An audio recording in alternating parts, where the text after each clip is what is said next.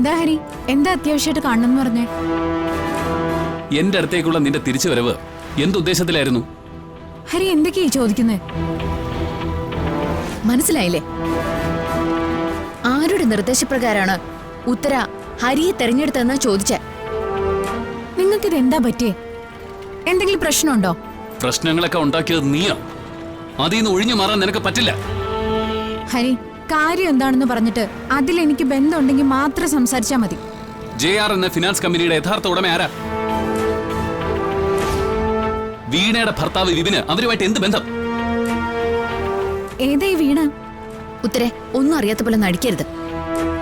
ഹരിയുടെ അമ്മാവന്റെ മകള് വീണയെ കുറിച്ചാ പറഞ്ഞത്. അവളെ വിവാഹം കഴിച്ചിരിക്കുന്നവനാ വിപിൻ. അല്ല, നിങ്ങൾ ഇതൊക്കെ ചോദിക്കുന്നതിന്റെ ഉദ്ദേശം എന്താ? അവൻ വീട്ടിൽ വന്നിരുന്നു JRന് കൊടുക്കാനുള്ള പണത്തിനെ കുറിച്ച് ഭീഷണിപ്പെടുത്താൻ. അവൻ വ്യക്തമായിട്ട് തന്നെ പറഞ്ഞു ഇത് കരുതിക്കൂട്ടി ഞങ്ങളെ ട്രാപ്പ് ചെയ്താണെന്നുള്ളത്. ഹരി, എനിക്ക് സത്യമായിട്ടും അയാളെ അറിയില്ല.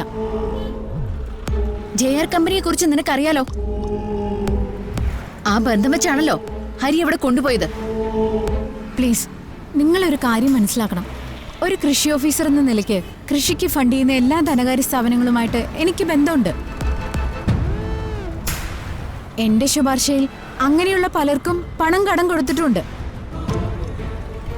അല്ലാതെ ആ ഫണ്ടിങ് ഏജൻസിയിൽ ആരൊക്കെയുണ്ട്, അത് ആരുടെയൊക്കെ ഇൻവെസ്റ്റ്മെന്റ് ആണെന്നും എനിക്കറിയില്ല. പിന്നെ നിങ്ങളീ പറഞ്ഞ എന്താ വിപിനോ? അയാൾക്ക് JRുമായിട്ട് എന്തെങ്കിലും ബന്ധമുണ്ടോന്ന് ഞാൻ സ്വാമിയോട് വിളിച്ചു ചോദിക്കാം. വേണ്ട ഉത്തര, അങ്ങനെ വിളിച്ചു ചോദിച്ചിട്ട് എനിക്കൊന്നും അറിയണമെന്നില്ല. ഒരു നല്ല സുഹൃത്തിന് എന്ന പോലെ മണ്ണിനെയും കൃഷിയൊക്കെ സ്നേഹിക്കുന്ന ഒരാള്, അതാ ഞാൻ നിനക്കെന്ന ബഹുമാനത്തിനുള്ള അർത്ഥം. അതേ ബഹുമാനം ഉപയോഗിച്ച് എന്നെ തീർത്ത് കളയണമെന്ന് ആഗ്രഹമുണ്ടോന്ന് അറിയണമായിരുന്നു. അതിനാ ഞങ്ങളിപ്പോ വന്നത്. ഉത്തരയ്ക്ക് ഇതിനകത്തൊന്നും ഒഴിഞ്ഞു മാറാൻ പറ്റൊന്നുമില്ല. നമ്മുടെ സംരംഭത്തിന്റെ തകർച്ച തുടങ്ങിയത് മുതൽ ഉത്തരയുടെ ഒഴിഞ്ഞു മാറ്റി ഞാൻ ശ്രദ്ധിക്കുന്നുണ്ട്. എല്ലാം തുടങ്ങാൻ തീരുമാനിച്ചപ്പോ ഉത്തര ഇതിന്റെ നട്ടല്ലായിരുന്നു, ആത്മാവായിരുന്നു. പക്ഷേ ഇപ്പൊ പണക്കാരെ മാത്രം പരിചയമുള്ള വെറും കൃഷി ഓഫീസറായി. നിത്യ എന്താ ഉദ്ദേശിക്കുന്നേ? അല്ല, ഞാൻ നിങ്ങളെ ഏതർത്ഥത്തിൽ ചതിച്ചെന്നാ? കഞ്ഞിക്ക് വകയില്ലാത്ത കുറെ കർഷകരെ കാശിന്റെ കാര്യത്തിൽ ചതിക്കാൻ എനിക്കെന്താ ഭ്രാന്തുണ്ടോ? എങ്കിൽ പിന്നെ അവിടെ സമ്പന്നര് ഒരുപാടുണ്ടല്ലോ, എനിക്ക് അവരുടെ പിന്നാലെ പോയാ പോരെ? ഹരി, ഹരി, നമ്മുടെ ഭാഗത്തുനിന്ന് പണത്തിന്റെ കാര്യത്തിൽ വീഴ്ച വന്നു. അതിനെ അവര് റിയാക്ട് ചെയ്യുന്നത്. ഒരുപക്ഷെ സംസാരിച്ച് അവരോട് ഒരു അവധി വാങ്ങാൻ നമുക്ക് പറ്റുമായിരിക്കും. അതിൽ കൂടുതലൊന്നും. നിത്യ, നമുക്ക് പോവാം.